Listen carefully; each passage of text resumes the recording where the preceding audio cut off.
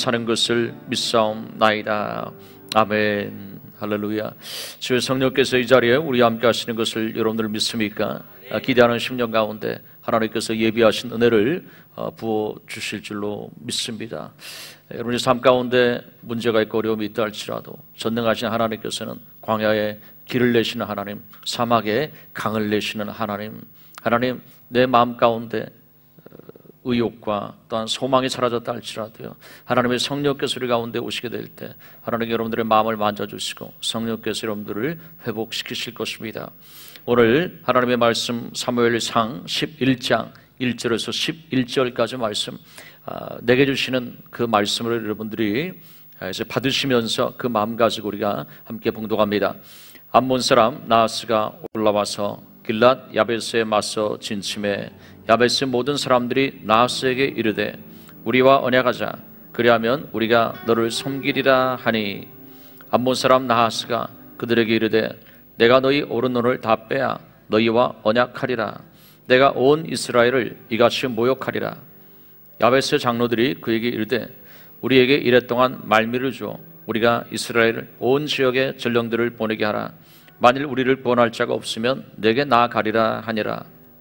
이에 전령들이 사울이 사는 기브아에 이르러 이 말을 백성에게 전하며 모든 백성이 소리를 높여 울더니, 마침 사울이 밭에서 소를 몰고 오다가 이르되 백성이 무슨 일로 우느냐 하니 그들이 야베스 사람의 말을 전하니라.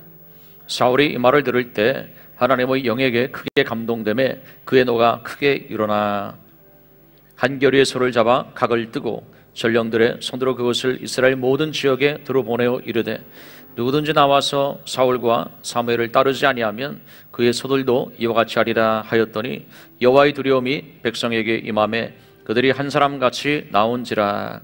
사울의 배색에서 그들의 수를 세어보니 이스라엘 자손이 30만 명이요 유다 사람이 3만 명이더라. 무리가 와 있는 전령들에게 이르되 너는 길랏 야베스 사람에게 이같이 이르기를 내일 해가 더울 때 너희가 구원을 받으리라 하라. 전령들이 돌아가서 야베스 사람들에게 전하매 그들이 기뻐하니라. 야베스 사람들이 이에 이르되 우리가 내일 너희에게 나아가리니 너희 생각에 좋을 대로 우리에게 다 행하라 하니라. 이튿날 사울이 백성을 3대로 나누고 새벽에 적진한 가운데로 들어가서 날이 더울 때까지 암몬 사람들을 치매 남은 자가 다 흩어져서 둘도 함께한 자가 없었더라. 아멘. 하나님은 우리들에게 하나님의 일을 이루시기 전에 항상 하시는 일이 계시죠. 약속의 말씀을 먼저 주십니다. 약속의 말씀을 받았을 때 그 말씀이 이루어질 것을 우리가 기대하면서 살아가죠. 기도합니다. 그렇지만 여러분들의 삶의 경험을 보게 될 때도 그렇고요, 하나님의 말씀을 보아도 그렇고요, 하나님의 약속의 말씀과 성취 그 사이에는 반드시 과정이 있다라는 거예요. 애굽에서 고난 당하고 있었던 이스라엘 백성들에게 적과 꿀이라는 땅을 약속하셨습니다. 그렇지만 광야에 40년이라는 그러한 오랜 스물 동안의 고난과 역경과 여러 가지 인생의 문제에 도전들이 있었던 것을 우리가 알게 됩니다. 또 여러분, 적과 꿀이 흐르는 가나안 땅에 저들이 들어가게 되어졌을 때 모든 것이 다 끝난 것 같았어요. 고난도 역경도 환난도요. 그렇지만 네피림 후손 아낙자손 대장부들 그리고 가나안의 7 족속들과의 치열한 전쟁을 치르지 않으면 안 되었던 것을 우리가 보게 됩니다. 여러분, 사울 왕도 그렇지 않습니까? 왕으로서 기름 부음 받았습니다. 그런데 오늘 본문에 보는 그러한 어려움이 이제 그 문제 앞에 직면하게 되어집니다. 우리의 삶은 어떻습니까, 여러분? 약속의 말씀이 있습니다.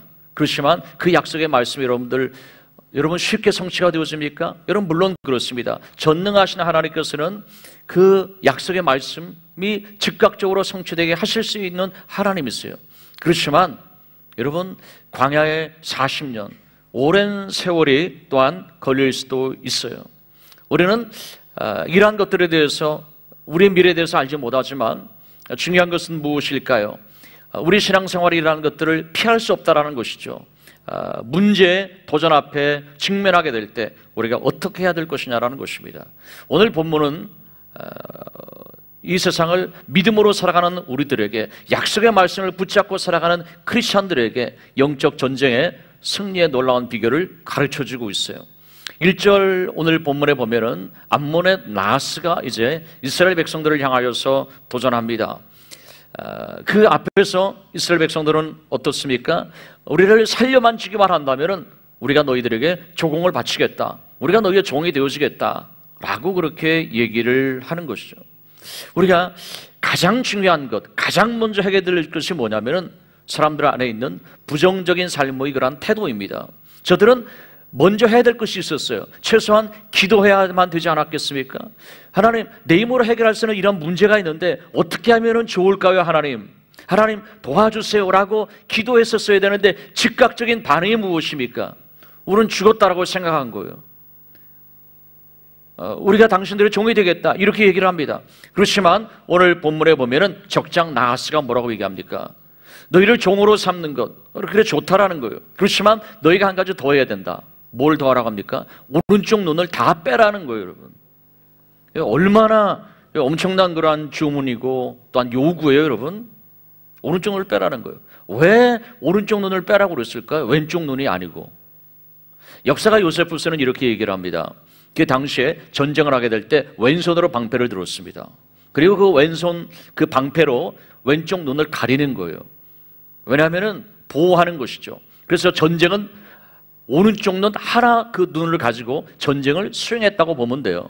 오른쪽 눈을 빼라는 것은 뭐냐면 모든 그 군대의 전투력을 완전히 무력화시키겠다라는 그러한 의미입니다. 이러한 상황 가운데서 이제 백성들이 이 소식을 듣고서 어떻게 반응합니까? 소리 높여서 울었다라는 거예요. 이제는 죽었다라는 것이죠. 여러분, 그러기 전에 꼭 해야 될 일 뭐라고요, 여러분? 기도해야 되는 거예요. 역사의 주관자는 누구입니까? 하나님이세요. 살리고 죽이는 것도 누구의 손에 있습니까? 하나님이세요. 전쟁은 누구에게 속해져 있습니까? 하나님께 속해져 있어요. 여러분, 내가 살고 죽고 화복이 누구에게 있습니까? 하나님에게 있어요. 그렇다면 그 내 삶의 주관자 되시는 하나님께 물어봐야만 되지 않겠습니까? 근데 이스라엘 백성들은 그러지 않았어요. 여러분, 그러면은 이때만 그랬습니까, 백성들이? 이거는 항상 고질적인 문제였어요. 부정적인 어떤 태도가 아예 몸에 배어져 있습니다. 그냥 그것이 대대로 물려오는 거예요. 출애굽하고서 야, 이제는 적과 그런 가나안 땅에 가는 거야 라는 그러한 기대가 있었겠지만 홍해 앞에 가로막혀 있었을 때, 뒤에는 애국 군대가 추격해 올 때 이스라엘 백성들이 어떻게 하겠습니까? 애국에 매장지가 없어서 우리를 여기까지 데리고 나와서 바닷속에 빠뜨려서 죽게 만들려고 하는 것이냐 하고 소리 높여서 그때도 울었어요. 여러분, 절망했어요. 통곡했어요. 탄식했어요. 여러분, 그때만 그랬어요? 이제는 40년 그 광야의 세월, 무엇 때문에 이런 결과가 나왔습니까? 가데스 바네아에서 12 정탐꾼을 파송하지 않았습니까? 정탐꾼으로요. 돌아와서 뭐라고 얘기합니까? 우리가 스스로 보기에도 우리가 메뚜기 떼와 같아. 우리는 해보나 마나야. 우리는 이제 다 죽은 거야. 뭐 이런 어떤 부정적인 보고를 들었을 때 이스라엘 백성들이 어떻게 합니까? 동일한 그런 반응을 하는 거예요. 왜 애굽에 매장지가 없어서 광야에서 우리를 죽게 만들고 또 가나안까지 가서 적과 꿀이 흐른다 하더니 우리 그곳에서 다 대적들에 의하여서 처참하게 죽게 만들려고 하느냐라는 그러한 반응이었어요. 여러분, 그때도 그랬었고 지금도 그랬다라는 거예요. 여러분, 문제는 무엇일까요? 환경이 문제가 아니라 그 마음의 자세, 마음의 태도가 문제였었다라는 것이죠. 여러분, 인생의 가장 커다란 문제, 인생의 큰 문제, 내 힘으로 해결할 수 없는 어떤 생활의 시험, 내 신앙생활의 시험 또는 삶의 주변에 어려움이 다가오게 되었을 때 이스라엘 백성들은 그렇게 했는데 나는 어떻게 반응할 것이냐라는 것입니다. 여러분, 우리가 삶을 살아가면서 평탄한 인생을 누구나 다 원해요. 꿈꿉니다. 뭐 우리가 정말 다이나믹하고 뭔가 막 흥미진진하고, 그것은 드라마에서 볼 때는 괜찮아요. 그렇지만 내 인생이 롤러코스터처럼 그렇게 타는 것처럼 막 정신없는 것을 누가 세상에 원하겠어요? 좀 평탄하고 평화로운 삶을 원하는 거예요. 뭔가 좀 대로를 걷고 싶은 거예요. 인생이 순탄하기를 바라는 거예요. 그렇지만 내 뜻대로 되어지지 않는 것이 바로 인생 아니겠습니까? 이러한 어떤 상황 가운데서 어려움이 다가오게 되었을 때 나는 어떻게 반응할 것이냐라는 것입니다. 하나님께서 우리에게 이것을 오늘 물어보시는 거예요. 너는 어떻게 반응하고 계십니까? 평소에는 내가 하나님은 전능하신 하나님이세요 라고 입술의 고백도 있습니다. 예배도 참석합니다. 기도도 합니다. 그렇지만 막상 어려운 문제가 다가오게 되면 하나님이 마치 안 계신 것처럼 우리가 반응할 때가 있지 않습니까? 하나님이 살아계시지 않은 것처럼 반응할 때가 있지 않습니까? 우리가 예수님께서는 나와 늘 동행하시는 임마누엘의 하나님이세요 라는 것에 대해서 아멘하고 동의를 한다 할지라도 실제적으로는 그렇게 내가 여기지 못하면서 살아가고 있는 모습, 그것이 우리의 어떤 부족한, 연약한 우리의 신앙의 실체 아니겠어요, 여러분? 종교개혁 때로 마르틴 루터에게 있었던 그러한 일화 아닙니까? 하루는 그의 아내가 소리 높여서 정말 애곡했어요. 근데 마르틴 루터가 물어보지 않았습니까? 누가 죽었습니까? 예, 죽었습니다. 누가 죽었길래 그렇게 슬피 우냐고. 나도 아직 모르는데. 예, 죽었습니다. 하나님이 돌아가셨어요. 너무 놀랐죠. 아니, 하나님이 어떻게 돌아가시냐고. 당신 지금 어떻게 됐냐고. 된 게 아니라 하나님이 돌아가시지 않았다면 어떻게 당신이 이렇게 절망할 수가 있습니까? 충격적인 그러한 도전이었어요. 여러분, 하나님이 여러분 가운데 살아계십니까? 여러분, 예수 그리스도께서 내 안에 정말 살아계심을 믿습니까? 그런 사람처럼 살고 있습니까? 이게 중요한 거예요. 전능하신 주님, 죽은 자를 살리시는 주님, 풍랑을 잠잠케 하시는 주님, 오비영이어만 가지고서도 놀라운 기적을 베풀어 주시는 그 예수 그리스도께서 내 안에 살아계시다고 고백한다면 정말 그 고백을 믿음으로 내가 삶을 살아가고 있느냐라는 거예요. 여러분, 그렇게 살고 있습니까?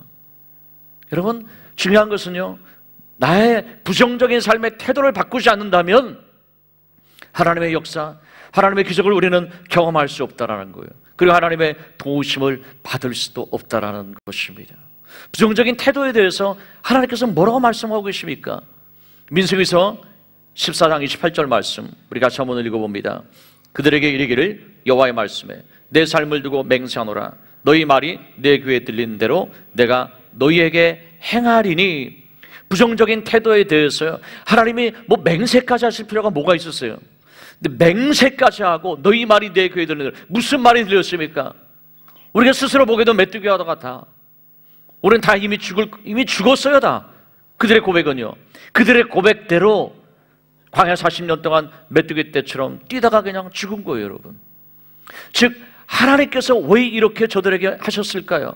하나님은 사람이 가지고 있는 부정적인 태도에 대해서요, 몸서리 칠 정도로 싫어하시는 거예요.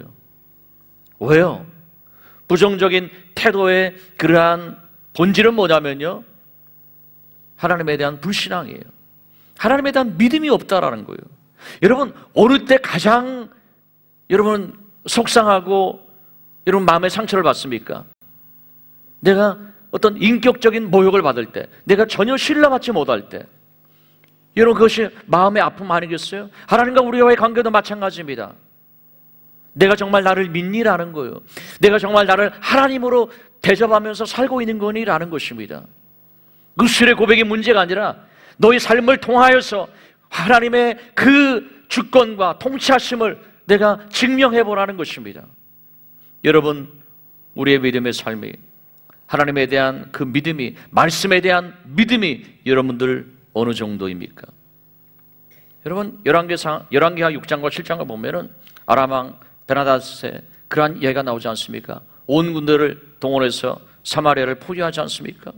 그 당시의 상황이 어떻습니까? 오늘은 너희 아들, 내일은 나의 아들 잡아먹자라는 어떤 이 비참한, 가장 참담하고 처참한 상황이었어요, 여러분. 그런 상황 가운데서 어떻습니까, 여러분? 엘리사가 내일 이맘때쯤이면은 너희가 풍족하게 먹을 거야. 그랬을 때 왕이 제일 신임했었던 한 장관이 뭐라고 합니까? 하늘에서 창을 내신들 이런 일이 있겠느냐고 그랬어요. 여러분, 인간적으로 정말 맞는 말이에요. 그렇지만 중요한 것은 뭐냐면요, 하나님은 우리와 같지 않다라는 거예요. 하나님은 전능하신 분이세요. 여러분, 내 인간적인 어떤 그 기준으로 하나님을 여러분들 판단하지 마세요. 하나님은 없는 것을 있는 같이 부르시는 하나님, 창조주 하나님이세요. 하나님의 창을 내신들 어찌 이런 일이 있을 수 있겠느냐? 여러분, 얼마나 망령되어진 그런 말입니까? 근데 우리는 그렇게 말은 하지 않아도요, 그런 식으로 살아가고 있을 때가 사실은 많이 있다라는 거예요. 결과는 어떻습니까? 열왕기하 7장 20절이요. 여러분, 이 신하가 좀 띄워주시기 바랍니다. 같이 한번 읽어보겠습니다. 그의 장관에게 그대로 이루어졌으니 곧 백성의 성문에서 그를 밟음에 죽었더라. 내가 보기는 할 거야. 풍족하게 먹는 것을 보기는 할 거야. 그렇지만 너는 먹지는 못할 거야 라는 거예요. 이렇게 되어졌습니다. 우리가 어떠한 삶의 태도를 가지고 살아가느냐, 여러분, 부정적인 태도를 여러분들이 바꾸어야만 합니다. 바꾸지 않는다는 것은 뭘까? 내 마음의 밭이 부정적이다라면요, 아무리 좋은 씨앗을 그 가운데 심는다 할지라도 여러분, 그 밭에서는 싹이 나올 수가 없어요. 자라갈 수도 없어요. 열매도 맺을 수가 없습니다. 여러분, 여러분들의 마음의 밭을 기경해야만 해요. 마음의 밭을 뒤집어야만 하는 거예요. 여러분, 하나님은 살아계신 하나님이십니다.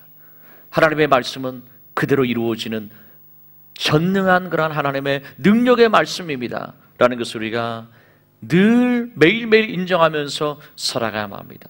여러분, 무능한 크리스천의 삶의 특징은 무엇일까요? 말씀에 지배받는 그런 삶이 아니라 환경에 지배받는 인생을 살아가고 있다는 거예요. 하나님의 말씀에 의해서 영향받는 삶이 아니라 여러분, 환경에 의해서 더욱더 영향을 받으면서 살아가고 있다는 거예요. 그것이 바로 문제입니다. 우리는 이 세상 환경 그 가운데 살아가고 있어요. 그렇지만 여러분들은 누구의 백성입니까? 하나님의 백성, 하나님의 자녀, 하나님의 택하신 왕 같은 제사장이에요. 우리는 말씀에 의해서 살아가는 사람들이에요. 그게 바로 크리스찬이에요. 여러분, 정말 그렇게 살아가고 있느냐라는 것이죠. 그 우리가 어떠한 삶의 태도를 가지고 살아가야만 될까요? 첫 번째는 여러분, 산 믿음을 가지고 살아가십시오. 산 믿음이요. 무엇을 가지고 살아가라고요? 산 믿음. 산 믿음이 뭡니까? 야고보서에 보면 뭐라고 말씀하고 있습니까? 행함이 없는 믿음은 죽은 믿음이라고 그랬어요. 산 믿음은 뭘까요? 행함이 있는 그러한 믿음이에요. 행함이 있는 믿음이라는 것은 믿는 대로 행한다라는 것이죠. 실천한다라는 거예요. 하나님께서 약속하신 것을 이루실 것을 믿고 나아가는 거예요. 여러분, 바로 이것이 세상을 이기는 믿음입니다. 우리가 무엇인가를 지불하게 될 때 이런 어떤 이 조건들이 있지 않습니까? 개인 수표는 받지 않습니다. 그럼 뭘 받아요?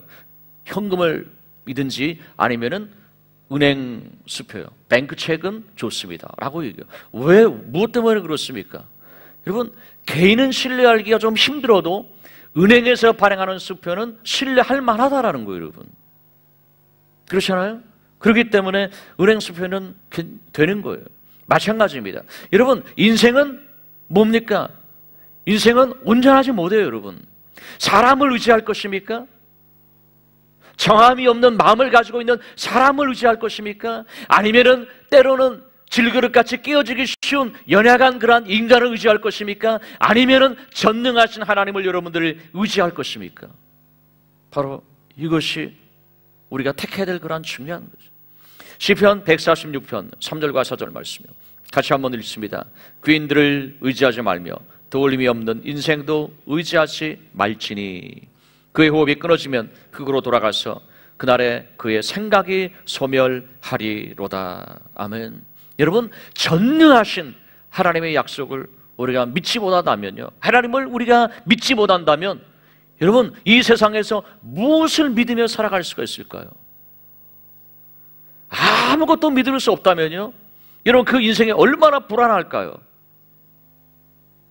그 인생에 어떻게 안정감을 누리면서 살아갈 수가 있을까요? 여러분, 하나님의 깊은 것이라고 통달하시는 성령 하나님, 여러분, 그분을 의지하십시오. 하나님의 그 성품, 하나님께서 어떠한 분이신지 성령께서 여러분 가운데 더욱더 깨달음을 주실 것입니다. 여러분, 우리의 본질적인 문제는 무엇입니까? 여러분, 환경의 그러한 문제가 아니라요, 약속의 말씀이 나의 삶 가운데 적용이 되어지고요, 그리고 그 말씀대로 살아가는 바로 이러한 것이 없다라는 거예요. 말씀은 말씀이고요, 내 삶의 방식은 내 삶의 방식이에요. 말씀은 말씀이고 나는 나예요. 말씀이 나의 삶 가운데 전혀 적용되어지지 못해요. 그것이 사실은 현대 크리스찬의 문제예요, 여러분. 이런 일을 위해서 우리가 훈련을 해야 되겠죠. 키티는 무엇입니까? 말씀을 알고 묵상하고 이것에 어떤 중요점이 있는 것이 아니라 말씀을 실천하는 그러한 노력을 하는 거예요. 알고 있는 그러한 말씀이 나의 현실의 삶 가운데 능력이 되지 못한다면 무력한 신앙생활을 할 수밖에 없는 것이죠. 사람들이 이렇게 얘기를 하기도 합니다. 제가 안 믿는 게 아니에요. 믿습니다. 크리스천 믿어도 안 되던데요. 기도하세요. 기도해도 안 되던데요. 라고 그렇게 말하는 그러한 경우들이 있어요, 여러분. 그렇지만 산 믿음은 무엇일까요? 끝까지입니다. 살아있기 때문에 끝까지 할 수 있는 거예요. 끝까지 하는 믿음, 응답받을 때까지 하는 것, 바로 그것이 산 믿음이에요. 히브리서 11장 우리 1절에 3절까지 말씀 같이 한번 읽습니다. 믿음은 바라는 것들의 실상이요 보이지 않는 것들의 증거니 선진들이 이로써 증거를 얻었느니라. 믿음으로 모든 세계가 하나님의 말씀으로 지어진 줄을 우리가 아나니 보이는 것은 나타난 것으로 말미암아 된 것이 아니니라. 여러분, 이 말씀이 뭡니까? 지금 우리가 보이는 것, 이미 보이는 것이 있었기 때문에 지금 보여진다라는 거예요. 이러한 것이 아니라 보이지 아니하는 그러한 지금 현실의 눈으로, 현실 세계 아직 없는 것 같지만 하나님의 약속의 말씀, 그 약속의 말씀이 결국은 우리 눈에 보이는 현실을 만들어낼 것이라는, 창조하게 되어질 것이라는 바로 그 믿음, 하나님의 약속의 말씀, 그것을 믿는다라는 거예요, 여러분. 지금 빛이 있습니다. 어떻게 있습니까? 하나님께서 빛이 있으라 말씀하시기 전까지는 없었던 거예요. 빛이 있으라 이 말씀이 우리에게 선포되어졌을 때 이미 빛이 있는 것처럼 우리가 믿음으로 받아들이는 것, 그것이 바로 믿음의 세계예요. 하나님의 약속의 말씀은 여러분 가운데 무형인 것 같아요. 그렇지만 하나님의 약속의 말씀을 믿음으로 받는 사람은 이미 이루어진 거예요. 바로 그것이 믿음의 역사입니다. 하나님 우리가 원하시는 거예요. 노아에게 하나님 말씀하셨죠. 대홍수의 심판을 말씀하셨어요. 그리고 몇 년입니까? 120년의 세월이요. 10년도 아니고 20년도 아니에요, 여러분. 120년 동안 하나님 약속하신 것이 이루어질 줄 믿으면서 120년을 사람들이 조롱하던 비웃던, 그것도 산 위에다가 방주를 건조했다라는 거예요. 여러분, 바로 이것이 믿음입니다. 이것이 바로 산 믿음이에요. 석유의 그 사업에 크게 성공한 존 베카라는 그러한 사람이 있습니다. 그 사람 원래 지질학자예요. 그래서 자기의 모든 학문적인 그런 어떤 지식을 가지고 땅을 조사하기 시작했습니다. 한 폐광이 있었는데 그 폐광 밑에 석유가 분명히 있을 것이라고 그는 믿었어요. 그래서 폐광을 이제 샀습니다. 그리고 그것을 파내려 가기 시작했어요. 근데 파내려 가는데 안 나오니까 친구들, 뭐 가족들, 아는 사람들, 그리고 은행에 돈 할 수 있는 다 얻어 썼어요. 근데 무려 얼마까지 파냐면은 1800m를 팠습니다. 여러분, 1800m라는 것은 어떤 정도의 거리냐면요, 브라운스베이 해변 이쪽 끝에서 저쪽 끝이 얼마나 된다고 그랬어요? 600m 정도예요. 그러니까 브라운스베이 해변 이쪽 끝에서 저쪽 끝까지를 이제 그보다 3배를 가야 되는 거예요. 근데 그것을 땅 속으로 파는 거예요. 이게 여러분, 이게 보통 일입니까? 엄청 힘든 일이에요. 돈도 어마어마하게 많이 들었어요. 그러니까 이제는 친구들도 다 떨어졌어요. 가족들도 이제는 미쳤다고 그랬어요. 은행에서는 계속 빚을 독촉하는 거예요. 그래서 한 가지를 결심하게 돼요. 죽어야지. 이거밖에 길이 없는 거예요. 그래서 그는 자살을 했습니다. 스스로 목숨을 끊었어요. 죽었다고 생각을 했어요. 근데 며칠 지나서 보니까 깨어서 일어났어요, 자기가. 죽으려고 해도 사실은 죽지 못했었다는 거예요. 자살에 실패하고 나서 이런 결심을 해요. 나는 어차피 죽었던 사람이니까, 어차피 죽은 사람이니까 이왕 판 김에 죽을 때까지 한번 파보자 더. 결심합니다. 그래서 거기서 10m를 더 팝니다. 그리고 거기서 또 10m를 팝니다. 1820m까지 팠을 때 거기서 어마어마한 양의 소리가 터져 나왔습니다. 그럼 무엇을 의미하는 것일까요? 끝까지 하는 것에 그러한 중요성을. 여러분, 기도를 파고 있습니까? 그렇다면 여러분들 포기하지 마십시오. 더 이상의 희망이 없어. 이제는 희망을 1%도 가질 수가 없어. 이러한 상황이 되어졌습니까, 여러분? 그래도 끝까지 죽을 때까지 한번 해보는 거예요. 여러분, 기도를 그렇게 하십시오. 이런 믿음을 그렇게 가지십시오. 하나님께서 우리에게 원하시는 거예요. 두 번째는 여러분, 순종하는 거예요. 끝까지 순종하는 것이죠. 암몬 사람 나하스가 선전포고한 길랏 야베스라는 곳이 과연 여러분 어떠한 곳입니까? 이곳에는요, 요단을 건너기 전에 동편에 있었던 아주 비옥한 그런 땅이었어요. 그래서 루벤을 비롯한 몇 지파가 이렇게 제안을 합니다. 뭐 요단강까지 건너갈 필요가 어디 있습니까? 여기 이렇게 비옥한 땅이 있는데 우리가 그럼 좀 여기 살게 해주세요 라고 했어요. 근데 모세가 이렇게 얘기를 합니다. 아니, 너희 같은 그런 동족들은 요단강 건너서 가나안 땅을 차지하기 위하여서 애쓰고 노력하고 힘쓸 텐데 너희만 좋자고 여기에 있는 것은 옳지 않은 것이 아니냐? 그렇게 설득을 했어요. 그래서 이들이 다시 얘기합니다. 그럼 우리가 가서 요단강 건너서 싸우겠습니다. 그리고 승리하고 나서 와서 여기 땅에 살겠습니다. 좀 허락을 해주세요.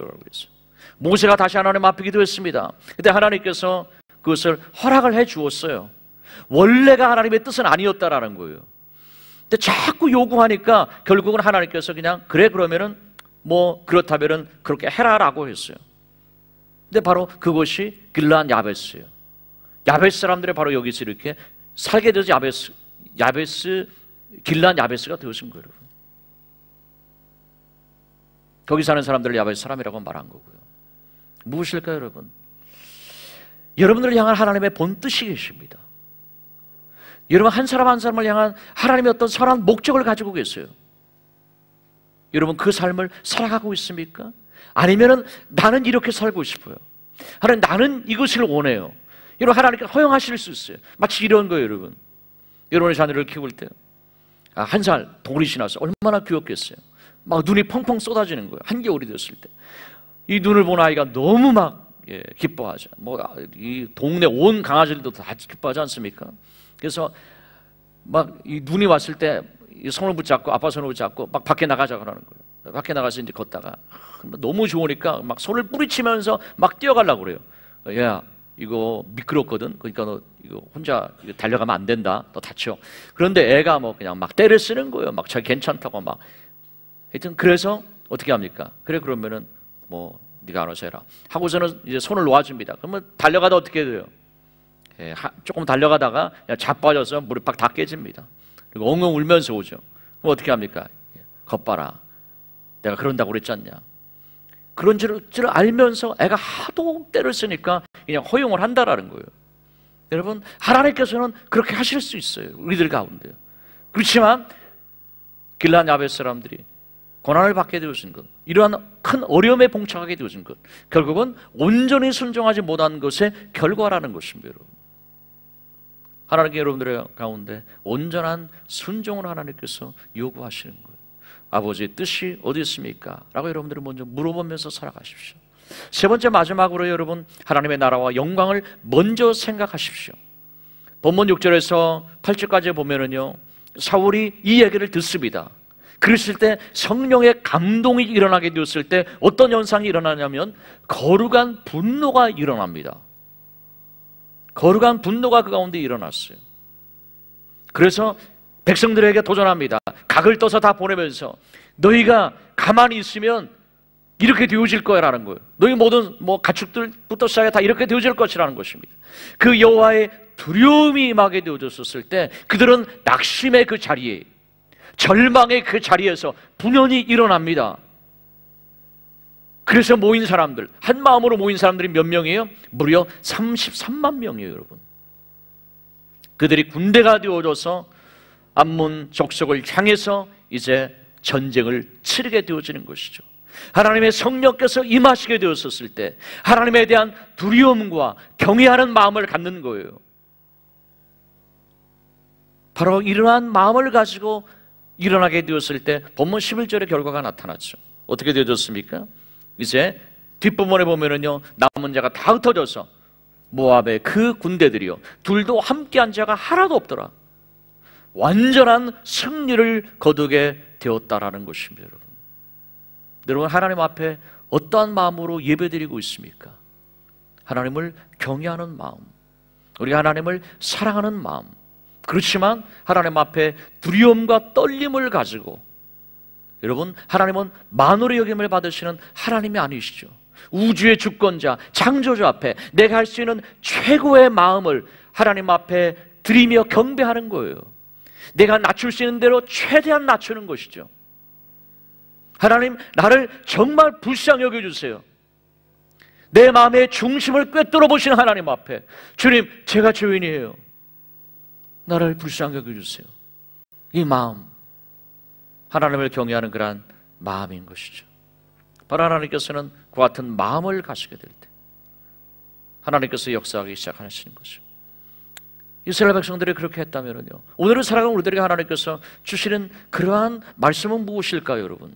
베드로전서 4장 7절 말씀 같이 한번 봅니다. 만물의 마지막에 가까웠으니 그러므로 너희는 정신을 차리고 근신하여서 기도하라라고 말씀하셨어요.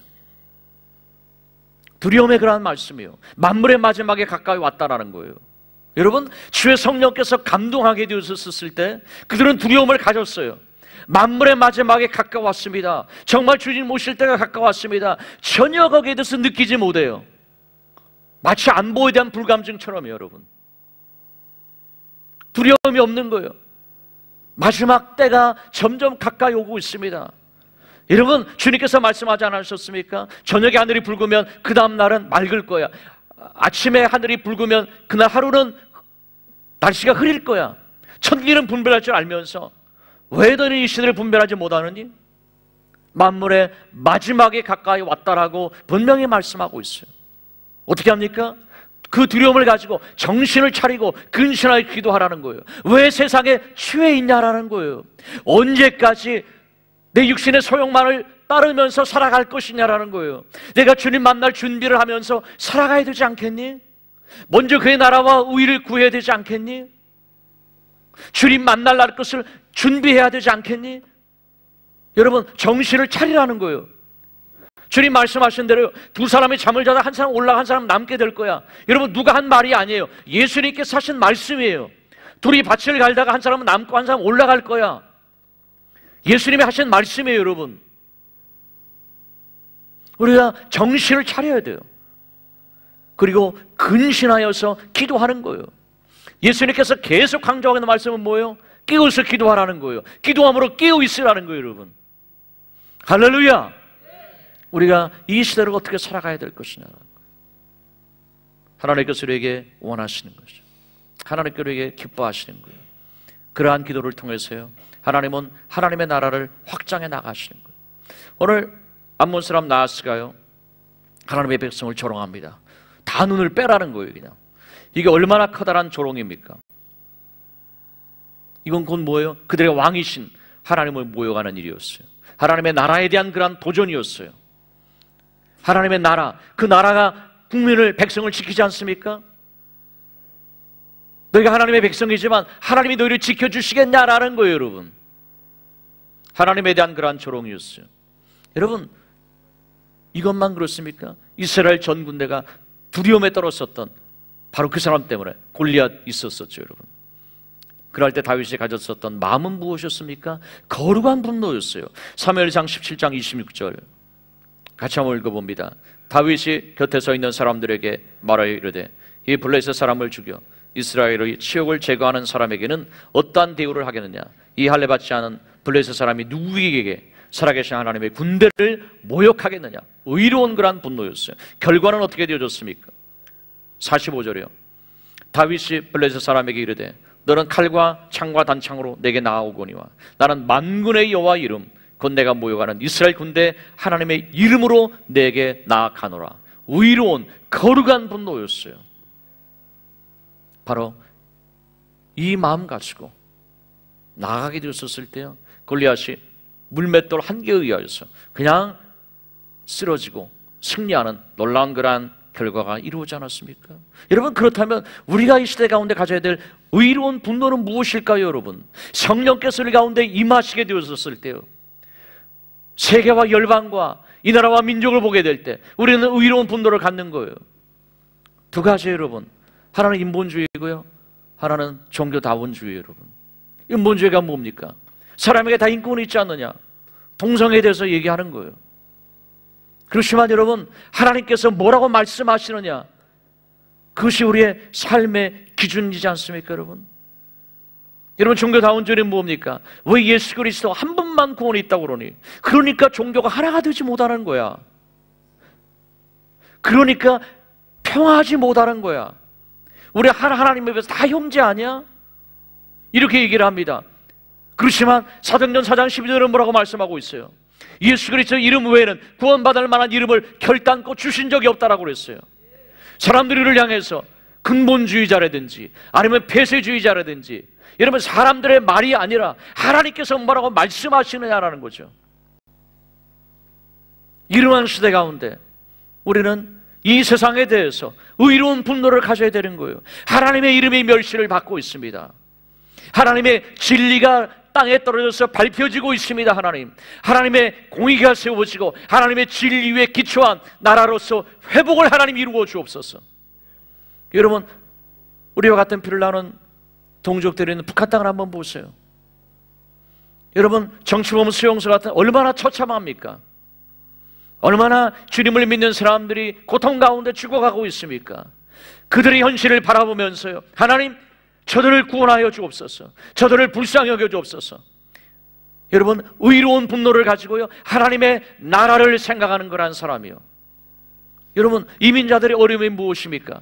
우리는 한국이라는 곳에서요, 마치 나무가 뿌리째 뽑혀와서 다시 심겨져서 다시 뿌리를 내리고 새로운 삶을 시작을 해야 돼요. 그건 뭐예요? 먹고 살기 너무 힘들어요. 여러분, 나도 힘든데 어떻게 남의 문제까지 신경을 씁니까?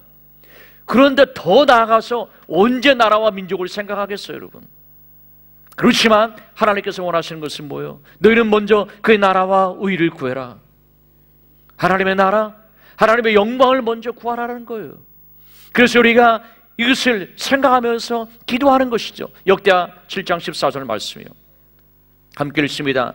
내 이름으로 일컫는 내 백성이 그들의 악한 길에서 떠나 스스로 낮추고 기도하여 내 얼굴을 찾으면 내가 하늘에서 듣고 그들의 죄를 사하고 그들의 땅을 고칠지라. 여러분, 하나님 나라의 회복을 꿈꾸는 사람, 하나님의 그 주시는 거룩한 그러한 분노를 가지고 하나님 앞에 주여 불쌍히 여겨 주옵소서, 이 나라 이 민족을 긍휼히 여겨 주옵소서 라고 부르짖어 기도하는 사람, 바로 그 사람을 통해서 하나님은 하나님의 나라를 확장해 나아갈 것입니다. 하나님께서 바로 그러한 사람을 쓰실 것입니다. 여러분, 그러한 사람이 되고 싶지 않습니까? 하나님, 이 땅 뉴질랜드에 다시 한번 영적 부흥을 주세요. 하나님, 우리로 하여금 이 땅의 부흥의 등안에 불을 붙이는 사람이 되게 해주세요. 선교 200주년을 맞이하였어요. 너무나도 영적으로 쇠퇴해가는 이 땅의 현실을 바라보면서요, 이 땅의 영적 지도자들이, 우리 한민족 크리스찬들이 좀 이 나라의 영적 부흥을 위해서 기도해 주시고 이 나라에 다시 한번 선교의 부흥을 위해서 뭔가 좀 기도해 주세요 라는 그러한 요청 앞에 부족하지만 이 땅을 위해서 기도하겠습니다. 이 땅에 다시 한번 선교 영적 부흥을 위해서 우리가 노력하겠습니다. 이 땅에 영적인 부흥의 내간에 불을 붙이는 크로스파이어, 바로 그 비전과 사명을 이루기 위하여서 하나님, 그것이 바로 나의 삶의 존재의 이유가 되어지는 하나님과 같은 삶을 살기를 원합니다. 사명적 존재의 삶을 살기를 원합니다. 어찌 이러한 사람 하나님 쓰시지 않을까요, 여러분? 어찌 이러한 사람들 하나님께서 복을 주시지 않을까요? 하나님의 역사의 변방인이 아니라 여러분 주역으로 쓰임받을 수 있기를 주의 이름으로 축원합니다. 그래서 주님 앞에 섰을 때 참 잘했다, 착하고 충성되어 전종아, 이러한 여러분들이 칭찬을 받으시고 여러분 예비하신 하늘의 상급을 받는 하나님께서 기뻐하시는 그러한 삶, 내 인생의 마지막 날 뒤돌아보게 되었을 때 후회하지 아니하는 그러한 삶의 열매로 하나님 앞에 영광을 드릴 수 있기를 주의 이름으로 축원합니다. 기도하겠습니다. 아버지 하나님, 사랑과 너를 참으로 감사를 드립니다.